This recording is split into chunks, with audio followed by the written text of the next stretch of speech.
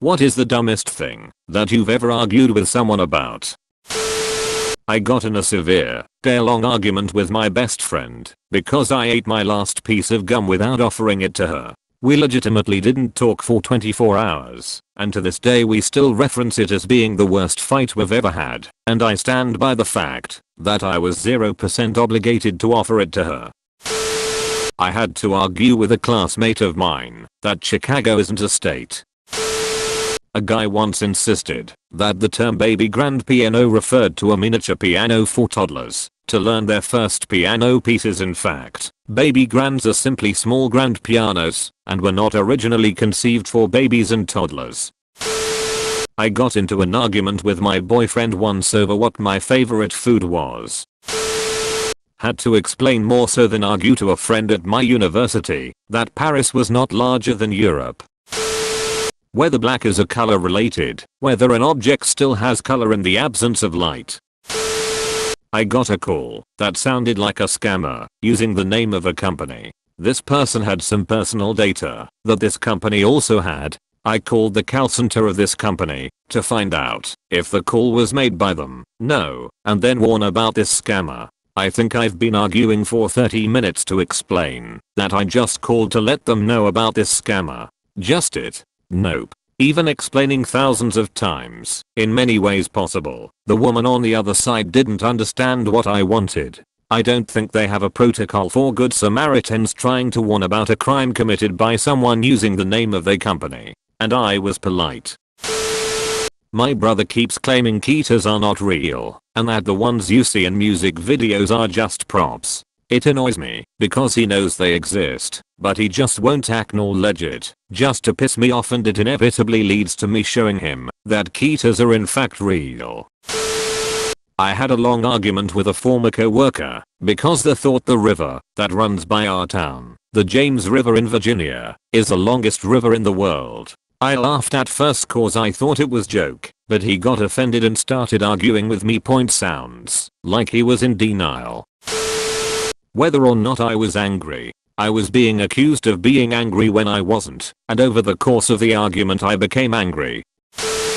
Not me, but a friend of mine in middle school argued with the whole school bus that the moon is smaller than the earth, and they all unanimously disagreed. I went to a very bad school.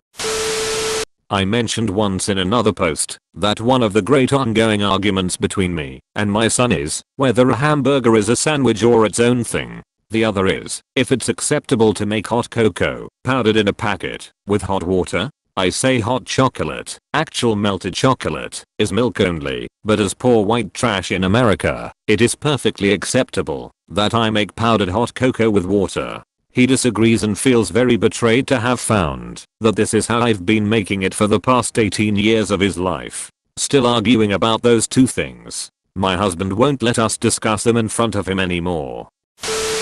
My wife and I have argued through the years as to whether or not she will accompany me to Mars when the Earth is no longer habitable. She refuses to go, stating that she wants to remain with her family. I insist that she must go with me because we are married, and that's part of the deal. We've had this argument off and on for almost 40 years.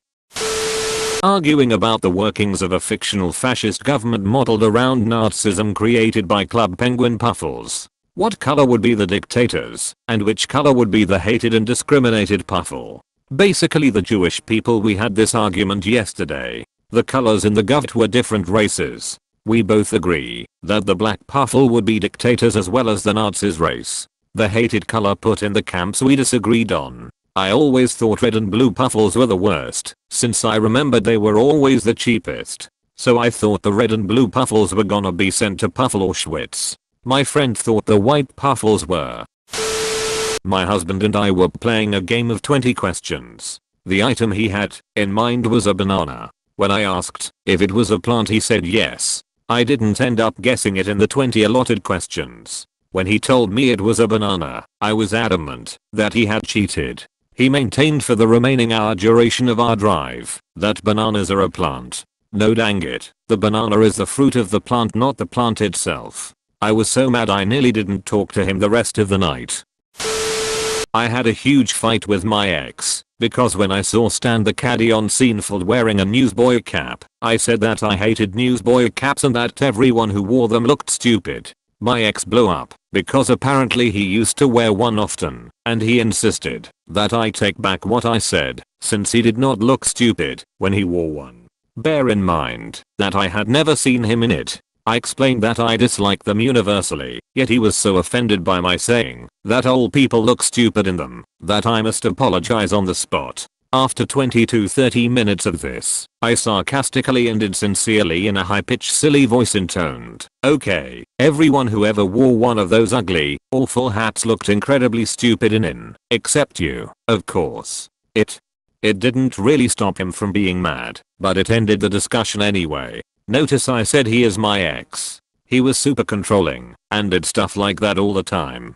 I admit that I should have been more mature about it, but if he said things like that he didn't like short hair on women, which sometimes I have had, I didn't get mad at all, since it's just an expression of a preference like hating those ridiculous hats. I don't argue, you argue.